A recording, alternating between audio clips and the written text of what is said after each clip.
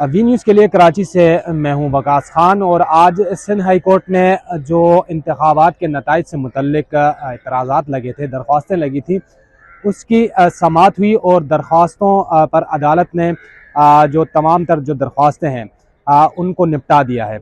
आज अहम जो चीज़ें थी वो आपसे मैं शेयर करता चलूँ। सबसे पहले तो जो वकला थे, बैरिस्टर सलाहुद्दीन की जानिब से एतराज़ ये लगा है कि रात गए यानी 12 बजे हलीम आदिल शेख जो PTI सिंध के सदर हैं उनका नतीजा जारी कर दिया गया। इस पर हमें एतराज़ है, जिस पर chief justice Sindh high court की जानिब से ये कहा गया कि इतनी जल्दी क्या थी कि रात को ही आपको फैसला जारी करना पड़ा।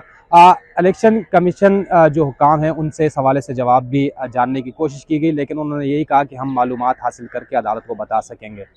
दूसरी जानिब MKM के वकला पेश हुए और उनका शुरू दिन से ये मौक़िफ़ है कि ये मुतल्लका फ़ोरम नहीं है। इस हवाले से मुतल्लका जो फ़ोरम है वो इलेक्शन कमीशन ऑफ पाकिस्तान है, लिहाजा इन दरख्वास्तों को ख़ारिज किया जाए। जबकि PTI के जो वकला हैं उनकी जानिब से ये मौक़िफ़ अपनाया गया है कि हमें पता है कि इलेक्शन कमीशन में इन दरख्वास्तों का क्या होना है और इससे पहले हम इलेक्शन कमीशन ही जा चुके हैं, लेकिन हमारी दरख्वास्तें वहाँ पर सुनी नहीं जा रही।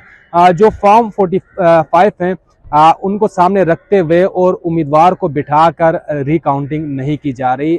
इस हवाले से हम अदालत में पेश हुए। तो हम अदालत ने अब आज की अगर पेशरफ्त की बात की जाए तो अदालत ने 22 फरवरी तक का वक्त दिया है इलेक्शन कमीशन को और कहा गया है कि फॉर्म 45 और फॉर्म 47 इनमें जो तजाद आ रहा है ये उम्मीदवारों को बिठाकर जो मुतल्लका उम्मीदवार जिन्होंने यहाँ पर दरख्वास्तें दायर कर रखी हैं इनको सामने बिठाकर इनके एतराज़ात दूर किए जाएँ। और PTI के वकला इस वक्त सिंध हाई कोर्ट में मौजूद हैं। इनसे हमारी बात हुई तो उनका ये कहना था कि 22 तारीख तक बग़ैर स्क्रूटनी के यानी हमें बिठाए बग़ैर कोई नतीजा नहीं आएगा। ये अदालत ने यकीन दहानी कराई है और हमारी दरख्वास्तें खारिज नहीं की गई बल्कि इनको निपटा दिया गया है और इसको एक एतराज़ की शक्ल में फॉरवर्ड कर दिया गया है इलेक्शन कमीशन ऑफ पाकिस्तान को। उम्मीदवार शुजात अली खान साहब से हमारी मुलाकात हुई तो उनका यह कहना था कि हम आज ही इस्लामाबाद के लिए रवाना होंगे और PTI के जितने भी हमें एतराज़ात हैं जिन हल्कों पर कौमी असम्बली की, सूबाई असम्बली की, हम कल सुप्रीम कोर्ट माजरत के साथ इलेक्शन कमीशन ऑफ पाकिस्तान में दरख्वास्तें दायर कर देंगे और हमें उम्मीद है कि वहाँ से जो हमारे एतराज़ात हैं उनको दूर कर दिया जाएगा। और फिर भी अगर दूर नहीं किया जाता तो हमारे पास फ़ोरम मौजूद हैं, हम हाई कोर्ट से दोबारा रुजू करेंगे।